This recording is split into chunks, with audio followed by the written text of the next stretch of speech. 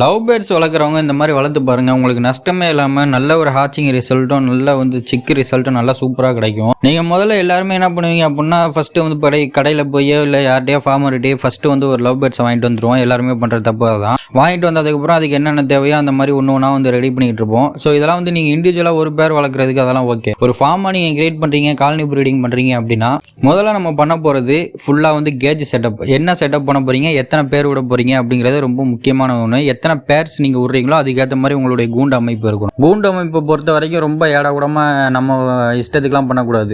எந்த ஒரு பேடாக இருந்தாலும், காக்டைலாக இருந்தாலும், ஆஃப்ரிக்கன் லவ் பேடாக இருந்தாலும், பஜ்ஜீஸாக இருந்தாலுமே அவங்களுக்கு எப்படி விருப்பமாகுதோ அந்த மாதிரி தான் அவங்க ப்ரீட் ஆவாங்க. அவங்களுக்கு அந்த இடம் பிடிச்சா மட்டும்தான் ப்ரீடிங் ரிசல்ட் நடக்குமே. அந்த ப்ராசஸே அப்போ தான் ஸ்டார்ட் ஆகும். சும்மா எடுத்தவொன்னே நம்ம நம்ம இஷ்டத்துக்கு நம்ம வாங்கி போட்டுட்டோம், அது முட்டை போட்டுரும், குஞ்சு பொறிச்சு நம்ம பிஸ்னஸ் பண்ணிடலாம் அப்படின்னா நடக்கவே நடக்காது. ஸோ நம்மளுடைய ப்ராசஸ் ஸ்டெப் பை ஸ்டெப்பாக எப்படி பண்ணோம் அப்படிங்கிறத நம்ம பார்க்க போகிறோம். வீடியோ ஃபுல்லாக பாருங்கள், ஸ்கிப் பண்ணாமல் நல்ல ஒரு சிறப்பான சம்பவம் பண்ணலாம். ஃபஸ்ட்டு நீங்கள் என்ன பண்ணோம்னா, கேஜ் செட்டப்பு நல்லா எப்படி பண்ண போகிறீங்க. இப்போ எக்ஸாம்பிளுக்கு நான் இப்போ என் கூண்டே பார்த்தீங்கன்னா 25 ஜோடி தான் நான் விட்டுருக்கேன். 31 பானை கட்டியிருக்கேன். 31 பானை 25 ஜோடி. 25க்கு 25 பானை போட்டால் போதுமே அப்படின்னு நினைப்பீங்க. அப்படி கிடையாது.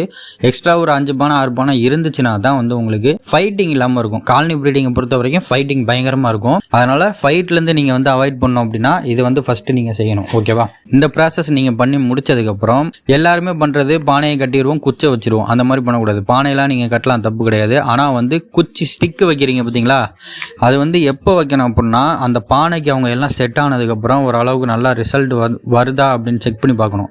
ரிசல்ட் எப்போ வரும் அப்படின்னா அவங்க எல்லாமே ஆளுக்கு ஒரு பானையை பிடிச்சி செட் ஆயிடுவாங்க. ஓகேவா? நம்ம கிட்ட அப்படி தான் செட் ஆச்சு. ஃபஸ்ட்டு 2 பேராக பிரிஞ்சு போய் ஒவ்வொரு பானையில் போய் உட்கார்ந்ததுக்கப்புறம் நீங்கள் குச்சி சொருகணும். அதுக்கப்புறமா தான் குச்சி சொருகினதுக்கப்புறம் மேட்டிங் நடக்கும். மேட்டிங் நடந்து பானைக்குள்ளே போய் அதை ஹேச்சிங் பண்ண ஆரம்பிச்சு. ஸோ அதனால் நல்ல ஒரு ஹெல்த்தியான ஃபுட்டு கொடுங்க. ஃபுட்டை பொறுத்த வரைக்கும் நீங்கள் ஊற வச்ச தானியங்கள் அதிகமாகவே நீங்கள் கொடுக்கலாம்.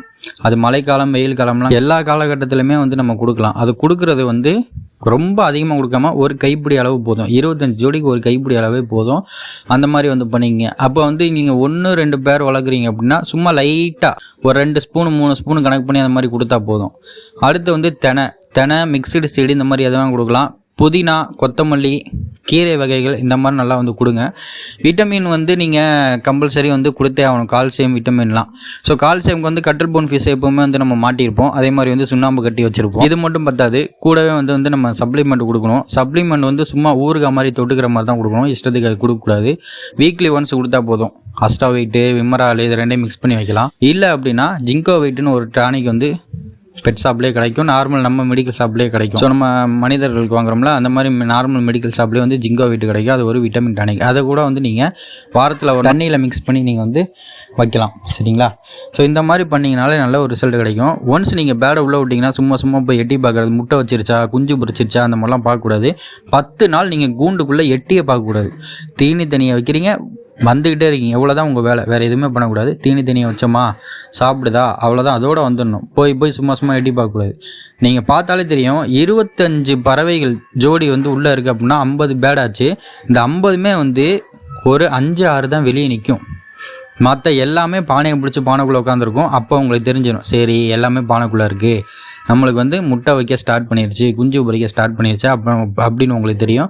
அந்த டைமில் நீங்கள் போய் ஒரு செக்அப் பண்ணிக்கலாம். அவ்வளோதான். இப்போ இதை மட்டும் தான் நீங்கள் பண்ணணும் லவ் பேர்ட்ஸை பொறுத்த வரைக்கும். அப்போ தான் நல்ல ஒரு ரிசல்ட் கிடைக்கும். லவ் பேர்ட்ஸுன்னு கிடையாது, இது ஆஃப்ரிக்கனுக்கும் பொருந்தும். ரிங்கு வெரைட்டி, ரிங்கு வெரைட்டி, அதே மாதிரி காக்டைல், எல்லா விதமான பேர்ட்ஸுக்குமே இதுதான் ஃபார்முலா. ஸோ இதை நீங்கள் ஃபாலோ பண்ணிட்டீங்கனாலே நல்ல ஒரு ரிசல்ட் கிடைக்கும். இதை எத்தனை பேர் ஃபாலோ பண்ணுறீங்க அப்படிங்கிறத கமெண்டில் சொல்லுங்கள். வேறு பேர்ட்ஸ் ஃபார்மை பற்றி உங்களுக்கு என்னென்ன டவுட் இருக்கோ எல்லாத்தையுமே கமெண்டில் போடுங்க. உங்கள் எல்லாத்துக்கும் நான் பதில் சொல்கிறேன். நிறைய நண்பர்கள் சேல் போஸ்ட் கேட்குறீங்க. சேல் போஸ்ட் இப்போதைக்கு நம்ம பண்ணல, ஏன்னா இன்னும் கொஞ்சம் நல்லா இன்க்ரீஸ் பண்ணிக்கலாம் அப்படின்னு சொல்லிட்டு. சிக்கு இறங்கும் போது நான் கண்டிப்பாக அப்டேட் கொடுப்பேன். அந்த டைமில் நீங்கள் யாருக்கு வேணுமோ எல்லாருக்குமே பண்ணி கொடுக்கலாம். ஸோ அப்போ நீங்கள் கேட்டிங்கன்னா நானே சொல்கிறேன். ஓகேவா?